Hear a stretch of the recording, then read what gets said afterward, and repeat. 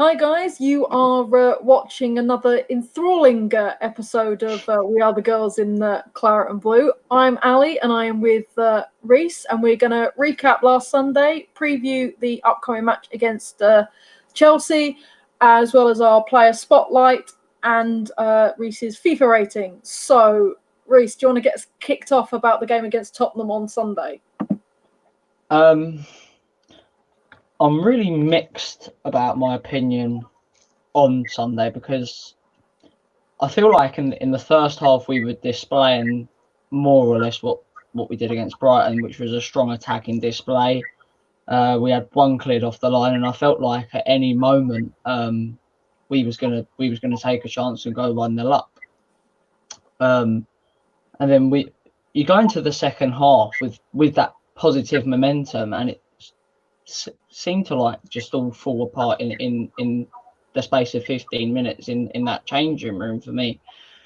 Because I think we came out, we were lackluster yet again. Big players making silly decisions, trying to play it from the back, which for me doesn't suit us at all. I'm so sick of playing out from the back. Inviting pressure onto our defenders in midfield when it isn't needed, and it could be sorted just by playing a long ball into Martha Thomas for the second half,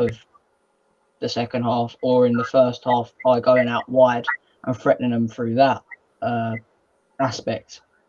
So I feel like as much as we had a good comeback, it was also a really disappointing display in the second half, and it kind of, that 20 minutes kind of did ruin our performance, I feel like, on Sunday. Yeah, at the beginning, it was we had a shaky start. I have to think, it wasn't the best start, but then we sort of grew into the game. There was chances that Leon didn't quite take again, but we were on top of them, and I felt we were the better side going forward. Then the second half happened, and I don't know whether Tottenham got a right rollicking or we were resting on our laurels, but the dynamic completely changed. Tottenham were on top of us from the get-go. They were pressuring us with players like Dean getting forward, and Kit Graham was getting forward and things like that, and they were completely on top of us. To be fair, the first goal was shambolic and could have been prevented by Morehouse. The second goal was a fluke in the fact that it came from a corner, and just again, it's showing our set pieces. We are so weak against teams and their set pieces that we're not defending well. We're not trying to stop those pieces. See, I'm on a rant again because we almost lost to Tottenham. I'm not counting the penalty shootout. It was a draw. Don't worry, I've got all night. It was a draw. But yeah, so again, we showed our inability to defend against set pieces, and we were not great in that second half until the dying minutes of injury time, which, as Kate said when we got back on Sunday, which was 10 hours driving for 4 minutes of insanity football. So yeah, so the injury time, we were fantastic, and that goal by Martha Thomas with the Anna Morehouse assist. But again, it shows why we shouldn't be playing out back. Anna booted it down the pitch. Martha got on top of it and managed to score a clinical goal. And then that, which allowed Darley with the free kick to get us back into the game. So you're right. It was, to use the football cliche, it was a game of two halves, and we were brilliant in the first half, pathetic in the second half, and managed to cling it back injury time. I think pathetic is a big word and is a bit harsh, actually. No. I feel in the second half, there were stages while playing out the back where it did sort of work, but then it started to get too predictable, and it just got from bad to worse to even worse. And I think the thing about when you're playing out from the back is you have to know the system very well and become unpredictable with it. Yeah. If you look at the top two managers that do it in the Premier League, you never know what they're going to do with the ball out from the back. But the trouble we had, we became so predictable. It was literally a stage where even I knew what we was going to do. And it was literally to Morehouse, to Flaherty, back to Morehouse, to Hendricks, back to Morehouse, and then punt it up long. And once you start repeating yourself over and over again, all you're going to do is invite pressure. And under pressure, most teams, unless they've got international centre backs and world class players, they're going to get found out really quickly. And like you've said, Ali, the most frustrating thing is, before my last week, the preview, I said, if we go direct against Tottenham, I feel like we can hurt them. As soon as we started to do that, it worked. Thomas scored a goal from a brilliant assist from Morehouse. And then from going direct, and I think it was Thomas who nodded the ball down to Leon. Leon made Tottenham create a silly foul, and Darley, for me, she's an absolute dynamite in the midfield, and is showing the level of an international footballer in our team, with a great free kick. So I feel like in the first half as well, we were going direct, but we just couldn't find the finishing touch. So if we would have continued to do that, I feel like we would have Tottenham could have been on the end of a hiding. But in not doing that, it actually ended up for most of the second half that we were suffering the hiding and not them. Exactly. And like you said about being predictable, there was a moment where Hendricks had the ball and I can see, I think it was Kit Graham running at her, and I'm like, don't pass it back to Anna. Don't pass it back to Anna. And that's what she did. And Anna had to do a sliding kick to get it out of the way of the Tottenham footballer. And I'm like, that could easily have been a goal in the first half. This is when we were a bit shaky. That could have easily been a goal. And that would have, as soon as we went one goal down, we sort of just went, eh. And if we'd done that in the first half, I don't see us having a comeback in the second. The thing that really frustrated me was the thing that caused the first goal. We actually started to do even more going towards Tottenham's second goal, which is playing out from the back. And there were stages where I think it was Cho. She was literally in the middle of our own half. There was I think we had about 6 players forward, which would have been an easy pass out wide, and then we could have crossed the ball in early and maybe started a goal. Instead, she turned and went straight back to Anna. I mean, what is the point? That's their go-to move. Their go-to move is to go back to the goalkeeper, even if they're down on the centre line. And I don't understand if that's something that Matt Beard is telling them to do. It's got to be because they're all doing it. Or if it's how they think it's to get a bit more direction and control of the game. But what you're actually doing is allowing for defensive mistakes and for the players to get dispossessed. I mean, we did it all last season, and we seem to be doing it again this season, and it's just not working. You look, case in point, the Martha Thomas goal was Anna punting it up the pitch. Tottenham weren't expecting that because, like you said, we've become predictable, and they thought she was going to give it out to Brooke or Gilly. And Martha pounced and got a fantastic goal. And that doesn't understand why we keep playing out from the back. I just don't get it, because we've conceded so many goals by doing that. See, with Anna on Sunday, I actually started to feel sorry for her, because at times she wasn't herself expecting the ball to come back to her, because we was in such an attacking situation. And for me, you spoke about the first goal Anna should have dealt with that. I agree with you, but if you look at how that was made, was Anna wasn't expecting that ball to come in, because I think our midfielders should be pressurising that player there. So I feel like it was, to sum it up, I feel like it was a lazy and a tired performance in the second half. And as soon as we turned the switch on, we absolutely killed them. Yeah, exactly.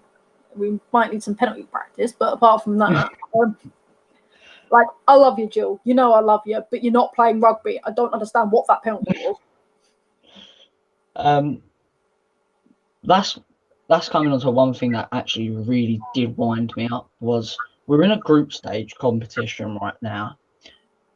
We've just got it's a 2-2. Each team should share a point.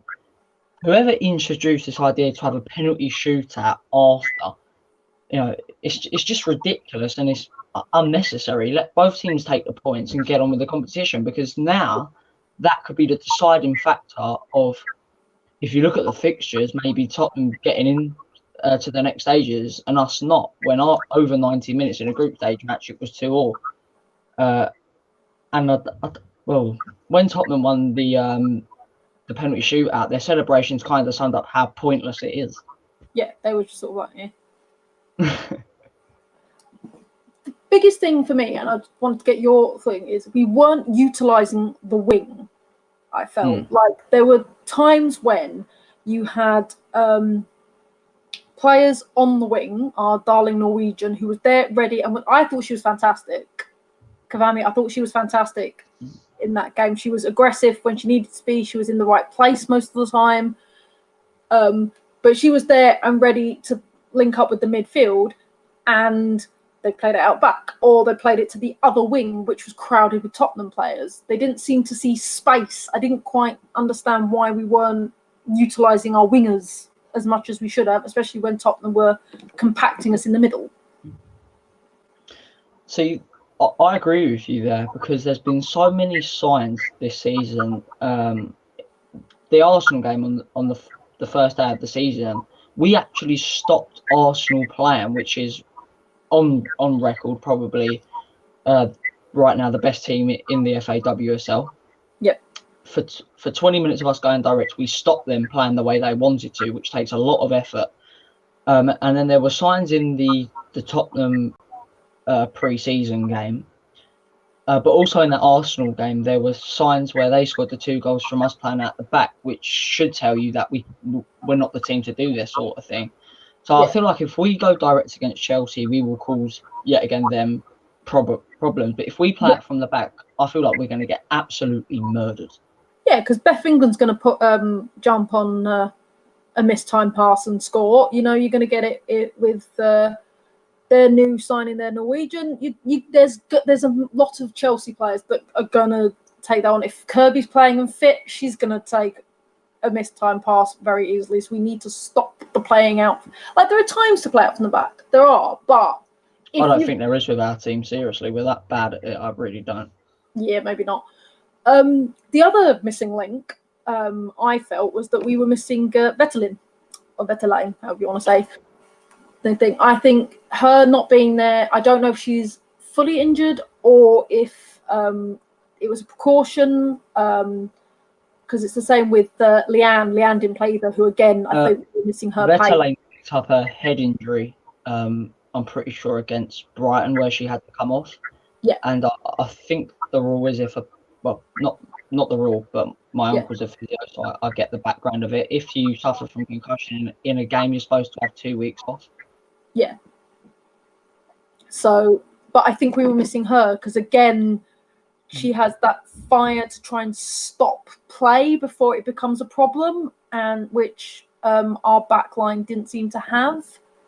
Because you seemed to play, it was like 2 at the back, wasn't it? So it was just Gilly and Brooke. And I feel like we need that third person to sort of bring it all together, which we just didn't have. See, the thing is with playing out from the back, I've just said I don't think there's time for it. Maybe that's a bit harsh, but you've really got to implement the system and know what the other players are going to do before they do it. And it just felt like on Sunday we didn't. We became too predictable, like I've already said. And I think the most frustrating thing is, if we were playing out from the back and creating problems, then you go, okay. But the fact that we're causing more problems going direct, but we're still choosing to do something else, it does become too frustrating at times. Absolutely. So, taking what we've learned from the Tottenham game, we are going into a very tough game with Chelsea in the league this week.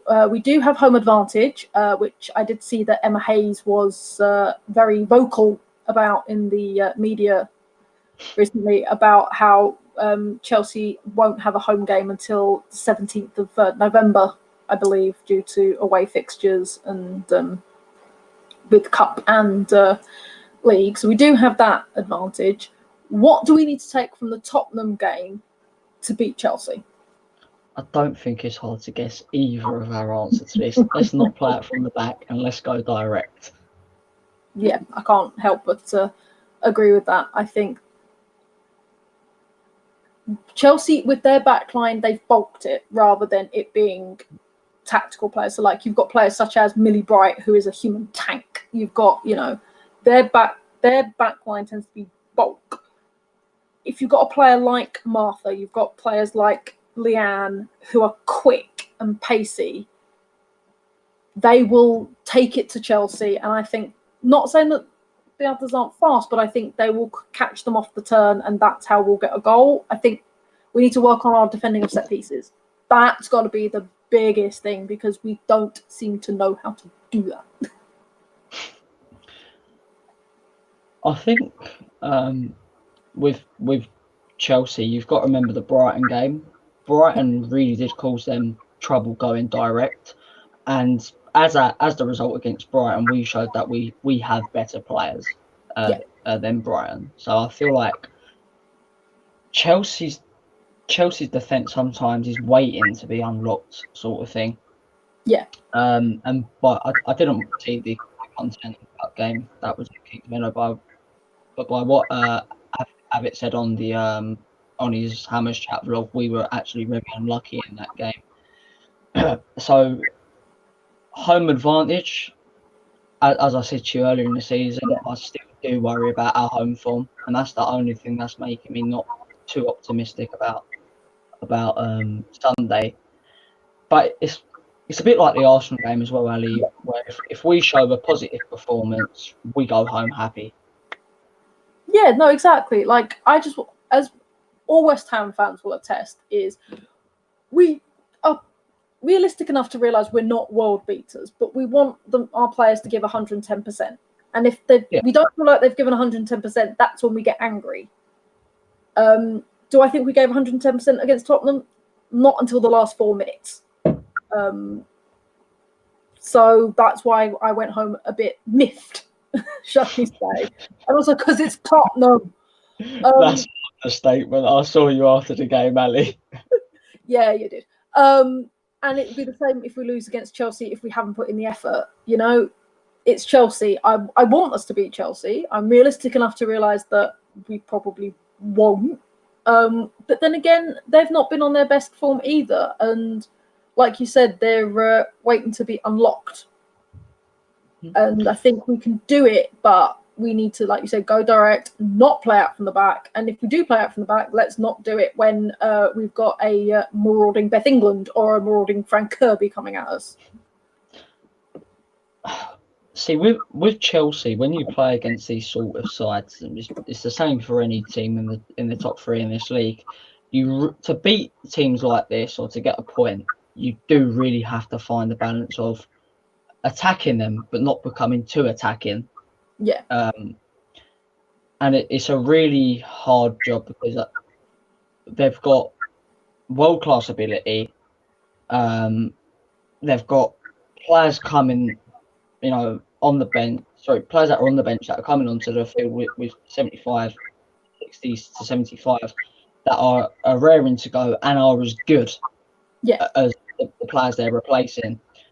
And if you're 1-1 with 15 minutes to go, it then simply becomes a fitness match. And like I said, from the players on the bench that they're going to bring on, it kind of sometimes does become an impossible task because of how good their players on the bench are. But I feel like this is a bit different to last season, where we also have that quality coming off the bench. So I feel like if we play to a system that suits us, which we didn't against Tottenham, which is going direct, using our pace from out wide, and executing runs and clever bits of play from Martha Thomas. Yeah. So I feel like if we defend well, we try to avoid giving set pieces away, which is typical of us right now. Or maybe we defend the set pieces properly and we use our strengths. I feel like we can beat Chelsea. Yeah, no, absolutely. And you say about clever footwork, that's one thing I do have to give us from the Tottenham game. In the first half, there were some beautiful pieces of play, both from Leon and Cavani, that it was just beautiful to watch, and they'd skip past Tottenham players, and like you said, they just couldn't quite make it with the golden touch to finish off. I'm hoping we can still do that with Chelsea, but again, play it a bit smarter. Like you said, go direct. Sometimes you just got to boot and hope for the best. Also be dependent on what goalkeeper they use, because Berger is very, from bits and pieces I've seen her play, she's very to her line. She doesn't like to come out of her area unless she absolutely has to. Whereas Telford will make a dash for it if she thinks it's going to getting a save, so that would be how we play it, because with Berger, you're going to want to smash the ball and hopefully it goes out of her reach. Telford, you can be quite clever and go round her and just do a nice little tap in. So that's going to be very dependent, is what Chelsea we get. Talking on Leon, for me, I don't know if you agree, Ali. For me, Leon has been probably our best player this season. I'd go as far as saying that. I feel like when she joined in January, you could just tell she was waiting for that spark to come, and then she was going to be absolutely vital to this team. Yeah. And now she's showing. Now she's got a proper preseason under her belt. She's not coming in halfway through a season. She's had preseason to get used to this, her new teammates, the system of play Matt wants to play this year. Yeah. That she actually is probably up there as one of the best players outside the top three. I'd go as far as saying that.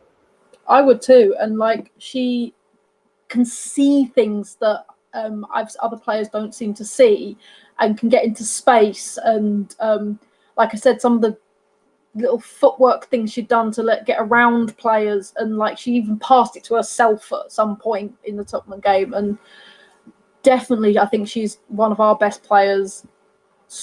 Like I said, we've had since we've gone into the WSL, because she's just got that forward-thinking thing, and I think it's working for her as well, because she's getting noticed by her national team again. You know, she's granted she's normally on the subs bench, but she normally gets brought on, and she's done really well for Canada. So I think it's a win-win relationship for her, in the fact that she's doing well in her league team, which means she gets noted nationally, and her doing well for us means that we win games. So I think as well, another thing you do really have to realise is Lehman was probably I thought Lehman was unlucky not to get hammered a year last year. Yeah. And the fact that Leon, for me right now, is probably keeping Lehman out the team at times, really does show how good of a season she's having, because Lehman is utterly a fan's favourite. I think if they'd done Young Hammer for the women, Lehman would probably have won that, because they only had one hammer. It had to go to Gilly because she was our captain, fantastic. With our team.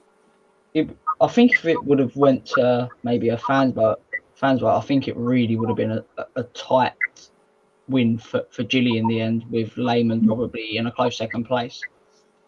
Yeah, no, absolutely. But you're right. Leon is keeping Alicia out of the team, or he's playing her in a slightly different position. But I think it's going to build that dynamic. I think if they work well together, it's going to be, especially with Martha in your traditional number 9 position, it's going to be a force that is quite unstoppable. But we just need to also try and work on Alicia and her tackles, because when she can't win the ball, she just fouls people. I like that. I was about to ask you this, Ali. What do you make of Alicia's start this season? She's obviously come back from injury from when she was internationally, so it's been a bit stop-start this season, I think. the intent is there, and like she'll have like for Brighton, for me, she was switched off the first half, and I was saying get her off, bring someone else on, and then she switched it on like that and scored that fantastic third goal. So the talent is there, the will is there. I think she needs to find her form again, and she needs to keep it switched on the entire game, rather than, because I think that's why she was brought off against Tottenham, because she just wasn't connecting. I don't know if it's because she's been injured, but I think she's getting there. But we need to get her there quicker.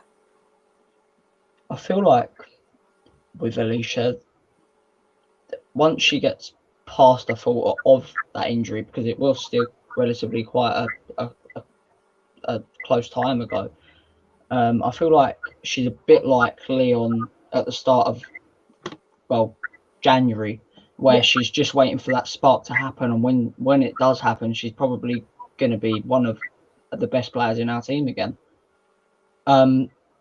But with that, you do have to weigh up, does she really have that time to find that form when you've got players like Kian and Leon in the team now? But I think that's more of a positive for our team, because I feel like our attacking options are phenomenal this year. Yeah. I would, I don't know her fitness, but for Chelsea, I would have Leon start, and I would have Leanne start. I would have, and not Alicia, and I'd have Alicia on the subs bench. And then you can bring Alicia on, say, second half, 60 minutes, when we need that burst of energy. I think the problem is Alicia starts slow, builds up. Going against Chelsea, I would have it that we start fast and then have that pace still. So like I would bring Leanne on to beginning, have that pace in the beginning, and then bring the momentum forward throughout the game. Yeah, exactly. Whereas Alicia, it seems to be, she starts slow, then she builds pace up, and then she's subbed off, and you bring Leanne on with the pace. But I would have the pace from the beginning and then do it that way. I think I agree there. I feel like so far this season, that's probably been our three best players in each position. But I feel like as well what we could do against Chelsea, say we were maybe 1-0 or 1-0 and wanting to get a bit more defensive in terms of formation, but not in terms of intent of play, was maybe put Leon up front with Martha 4-4-2 and bring Lehman on. So there's diverse ways you can bring Alicia in, and it actually wouldn't surprise me if Matt started with that 4-4-2. Yeah, that would actually be not a bad shout. Because you could start with, so in defence you could go with like two banks of four, like Matt did against Chelsea last year. Yeah. But with this team this year, we could quickly, I feel like we've got the pace.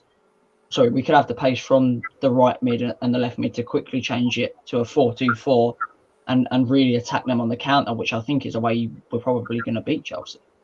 Yeah, definitely on the counter. We've got to go at them on the counter. That's when they seem to be switched off. And that's definitely going to be something. What do you think about our youngster that came on against Tottenham? Do you think she's going to get into more first team play, or was it out of a necessity, or was it just the cup run, you bring on your youngsters to give them a shot? To be fair to her, I actually feel like she really did change the game. I feel like she was, when she came on, she was the only one probably given the amount of effort which was required to get that late comeback against Tottenham. She really suited into the style of play. She wasn't afraid to make tough decisions of taking long shots when there was other options. She showed confidence. She showed a bit of grace in her own ability as well, which for me, to see a young kid that is so raring to go, wants to play for West Ham, but also knows how to play under a manager's system of play, really does show quality. And I feel like maybe within towards the back end of this year or next year, she could actually be the next player to come through. No, definitely, absolutely. She's definitely showing the guts and the want to play, which is all we've ever asked for with our West Ham women. And yeah, like you said, she changed the game. She brought on this new passion and this pace and just the will to win. You know, like you said, she was going against the grain of playing it out from the back and took a few punts. And I think she's got a bright future with us, and hopefully we can keep hold and not do what we do with our men's team, which is we have a wonderful academy and then we sell them off. See, I think with her as well, I feel like if Lehman or Kiernan went, we wouldn't have to find a replacement from elsewhere, because I feel like she was come straight into the team if that happened. Yeah, absolutely. So, one piece of WSL news from another game that does affect us is in the Manchester Derby for the Conti Cup, and Kira Walsh is sending off. Mm-hmm. Now, she's been given a 3-match ban for the red card, which affects us because that means that her last game of her ban would be the away game against Man City for us. So, Reese, I take you. Does that affect how we go at Man City? Looking ahead, Kira Walsh, who's undoubtedly one of their most talented midfielders, is out. What do we do? I feel like that's sort of a tough question, because we've got games before that, Ali, and I think it's a bit too close to think about Manchester City.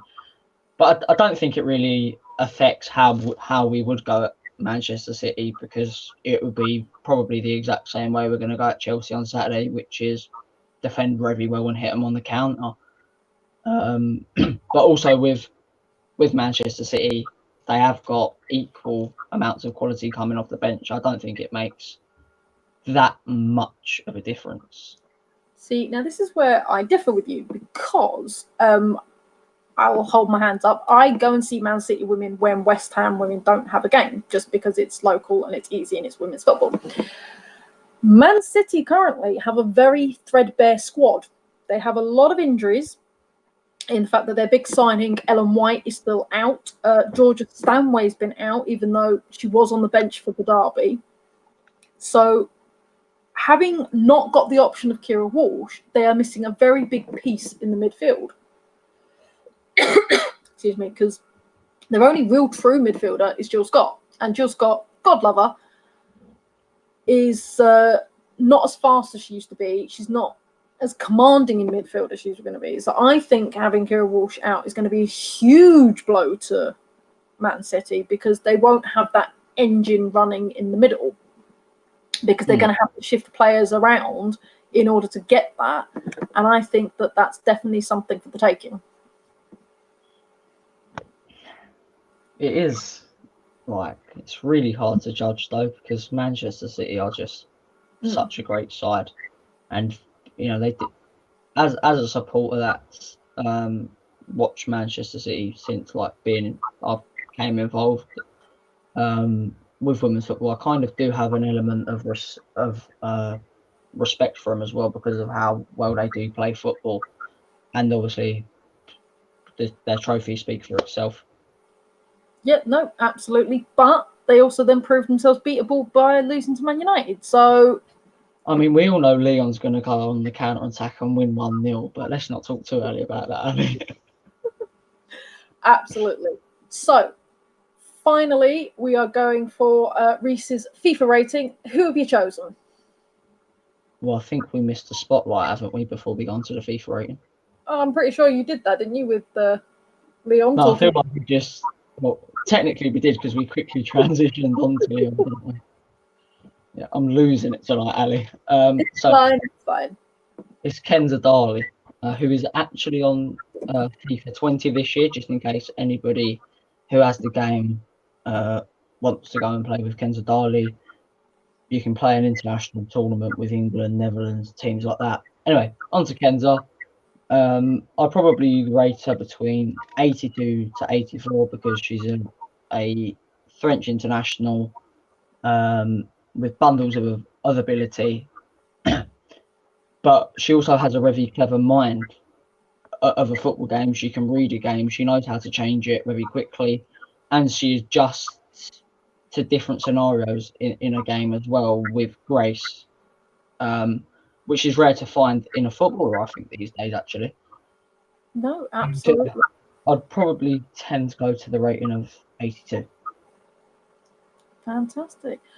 Well, I think that's all we've got time for this week, apart from a quick plug, because we now have merch in the American Hammers store. So you can get t-shirts, hoodies, vest tops, all sorts of things with our wonderful logo on it. If you go to my Twitter, which is Axel's Girl, there is my pinned tweet, which has the link, or proceeds go back to the American Hammers channel, and it helps fund great content.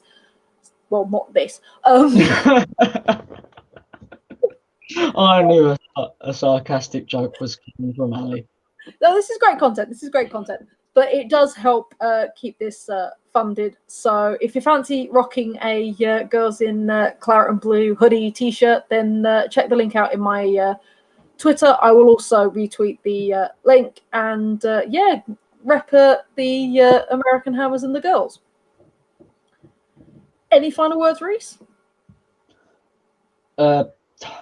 Just looking forward to Sunday now. I'm at the same point of nervous, but as I said to you on Sunday, I actually still think we might beat Chelsea. I don't know why. I just have a feeling. So I'm going to go for a 2-1 win to West Ham. You are a very confident man. I am going to hedge my bets and say a 1-1 draw. But we will reconvene next Wednesday, where we will have all of the gossip from the Chelsea game and look ahead to the Reading Conti Cup match, which has been moved to the main stadium, as I mentioned last week. So that's going to be exciting, much easier for me to get to.